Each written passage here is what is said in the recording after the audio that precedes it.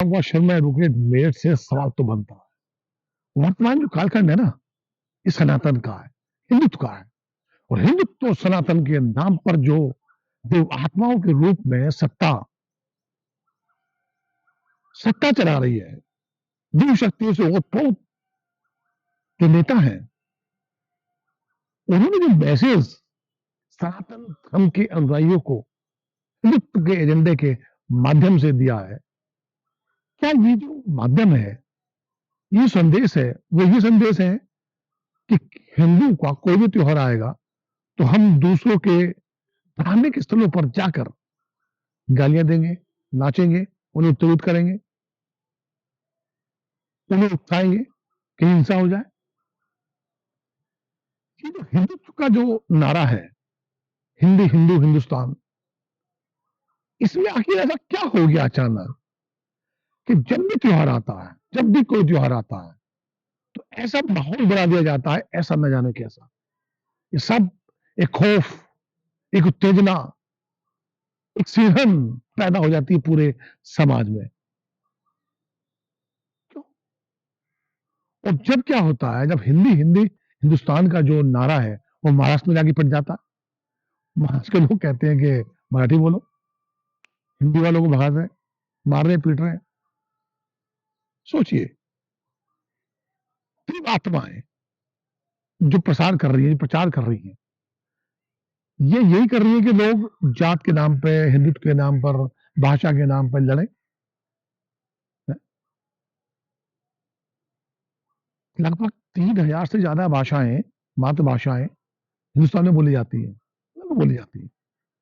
तो अभी सब लड़ने लगे कि हमारी ही भाषा और हमारी ही भाषा में आपको बोलना होगा। तो क्या ये जो हमारा हिंदुस्तान है, जो अलग अलग देश थे, अलग अलग राज्य थे, इसको एक करा गया, वो एक रह पाएगा? कि मराठी है, कि बंगाली है, कहीं तमिल है कि मलयाली है, कहीं गुजराती है, कहीं राजस्थानी है। क्या कर रहे हैं हम लोग? फिर सनातन के नाम पर आप लाठियां लेकर आप सड़कों में निकल आते हैं और जय श्री राम के नारे लगाते हुए दूसरे धर्म यानी कि मुस्लिम धर्मों को आप मारने का प्रयास करते हैं, उन्हें गालियां देते हैं, उनकी मस्जिदों पर चढ़ जाते हैं, उनकी मजारों पर चढ़ जाते हैं। क्यों? क्यों इतिहास के गड़े मुर्दे उखाड़े जा रहे हैं? बाबर, औरंगजेब, हैं? क्यों? ऐसा आपको नहीं लगता कि देश में जो है, जो बेरोजगारी है, जो आर्थिक मंदी है, जो आर्थिक असंतुलन है, जो शिक्षा की समस्या है, स्वास्थ्य की समस्याएं हैं, इनसे ध्यान भटकाने के लिए ये सत्ता आपको, हम सबको इतिहास में ले जाना चाहती है। इतिहास के गड़े मुर्दे उखाड़ कर आपके वर्तमान को खराब कर रही है। तो जब भी इतिहास की बात हुई है, जब भी गड़े मुर्दे उखाड़े गए हैं, विश्व के किसी भी देश को देख लीजिए। एक देश था रवांडा, है रवांडा देश, उनमें हुती और तुत्सी 2 संप्रदाय थे। बेल्जियम का वहां शासन था। बेल्जियम ने तुत्सी समुदाय जो अल्पसंख्यक थे, उनको शेल्टर करा, उनको थोड़ा प्रमोशन करा, उनसे अपना काम लेते रहे। और जो हुती जो संप्रदाय था, जो बहुसंख्यक था, उसको निगलेक्ट करा गया। देश आजाद हुआ, सरकारें आ गई। अब बहुसंख्यक सरकार आई तो उन्होंने जो है एक जहर, सांप्रदायिक जहर, जातीय जहर, सामाजिक, आर्थिक कारणों को बताकर घोलना शुरू कर दिया, राजनीतिक जहर घोलना शुरू कर दिया और शेल्टर कर दिया बहुसंख्यकों को। रोज टीवी पर न्यूज चैनल्स में गालियां देना, एक समुदाय को, विशेष को गालियां देना, जहर उगलना, ये काम चलते रहे। हुआ क्या उसका नतीजा? अच्छा, ये हुआ कि 1994 की बात है, 8 से 10 लाख लोग मारे गए उस जातीय हिंसा में। ये परिणाम है इस जहर का। ये जो हम जो जहर घोलते हैं, जो राजनीतिक, सामाजिक, आर्थिक, सामाजिक जहर घोलते हैं, उसका ही परिणाम है। ये उठा के देख लीजिए, जर्मनी 60 लाख से अधिक लोग यहूदियों को मरवा दिया धर्म के नाम पर। हिंदुस्तान में आप देखिए धर्म के नाम पर कितने लोगों की हत्याएं हुई। फिर पाकिस्तान में हुई, फिर बांग्लादेश में हुई, बांग्लादेश बना, अफगानिस्तान, इराक, ईरान, कितने देश हैं, सूडान, सीरिया। क्या हो रहा है यहाँ पे? जाति धर्म, जाति धर्म, जाति धर्म। आप खड़े मुद्दे उखाड़ रहे हो। कमाल है भाई, कमाल है। आप साइंस टेक्नोलॉजी की बात ही नहीं कर रहे। आप युवाओं को क्या बनाना चाह रहे हैं हमारे, मतलब बनाना क्या चाहते हैं कि तिलक लगा के वो पटका डाल के जय श्याम लगाकर सड़कों में नारेबाजी करें, और आपके बच्चे जो नेता है, जो ये दिशा निर्देश देते हैं, कोई पार्टी है, वो बच्चे अच्छी हायर एजुकेशन लेने के लिए बाहर चले जाएं और आप यही ढोल पीटते रहे, नगाड़े बजाते रहे। खाने पीने का जो साधन है वो सरकार ने आपको भिकमंगा बनाकर कर दिया है। 85 करोड़ लोग जिस देश में गरीबी की रेखा से नीचे रहकर मुफ्त का राशन ले रहे हो, उस देश के राष्ट्र निर्माण की आप उसको क्या करेंगे? वो विश्वगुरु बनेगा? आप कहेंगे 85 करोड़ लोग, 140 करोड़ लोगों में से 185 करोड़ लोग भिखारी हैं, सरकारी राज में पल रहे हैं, और आप विश्वगुरु बनेंगे साहब? कोई परवाह ही नहीं है। कहीं बलात्कार हो रहे हैं, हत्याएं हो रही हैं। ऐसा नहीं कि ये पहले नहीं होती थी, लेकिन ऐसा लगता है ये सब ज्यादा हो रही है। और एक विशेष समुदाय को, आपसे मुस्लिमों को टारगेट करके, आप उन्हें देशद्रोही बताकर, आप उनको बाबर की औलाद बताकर, आप उन्हें उत्तेजित कर रहे हैं कि हिंसा करें, और उसका सीधा लाभ वर्तमान सत्ता को मिल जाए। मिलेगा नहीं मिलेगा? वही सवाल बनता है। क्या ये मुसलमान इस देश के अंदर हैं, जो स्वेच्छा से यहाँ पे रहे हैं, बंटवारा हो रहा था, क्या ये सब बाबर की औलाद है? ये सब मुगल थे? नहीं नहीं नहीं। कोई डर से, कोई भय से, कोई जातीय समीकरणों के कारण हिंदुओं से कन्वर्ट हुए, मुस्लिम बन गए। अब वो अपने धर्म को सही मानकर उसमें जी रहे हैं, उसको सही मान रहे हैं, पूजा अर्चना कर रहे हैं, इबादत कर रहे हैं, तो पूरा विश्व कर रहा है। पूरे विश्व में मुख्य 8 धर्म है। क्या सबको आप हिंदू बनाओगे, सबको सनातन बनाओगे, तलवार लेके निकलोगे, जिस प्रकार से अरब वाले निकले थे, मुगल निकले थे, तलवार के बल पे सबके अपने धर्म में शामिल करने के लिए? ये काम नहीं है क्या? अरे जो जिस धर्म में खुश है उसको वहां रहने दो ना भाई। कहे करे मुद्दे उखाड़ कर आज आप बात करके प्राचीन काल की, राजा महाराजाओं की। ये राजा महाराजा कभी, या ये जो हमारे अलग अलग राज्य थे, ये कौन सी संस्कृति की लड़ाई है भाई? देश को एक करने के लिए कब लड़ाई? सब लड़ाई अपने साम्राज्य के विस्तार के लिए, अपने साम्राज्य को बचाने के लिए। पढ़िए ना इतिहास, किसने पूरे राष्ट्र को एक करके लड़ने का प्रयास करा? कितने लोग थे?